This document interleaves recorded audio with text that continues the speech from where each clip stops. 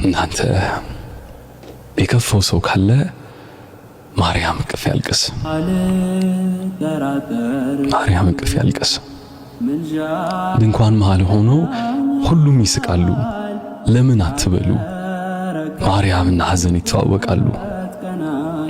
እርሷ እንደ ድሃ ተናነሰች፣ የልጇን ደም እያፈሰች። እርሷ ዓለም አይቶ ተላለፋት፣ እግዚአብሔር ብቻ ችሎ ጻፋት።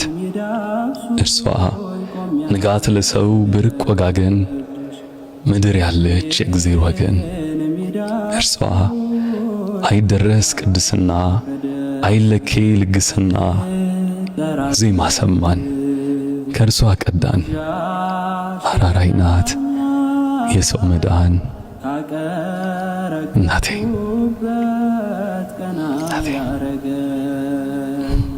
የዛሬህን ይመስላል።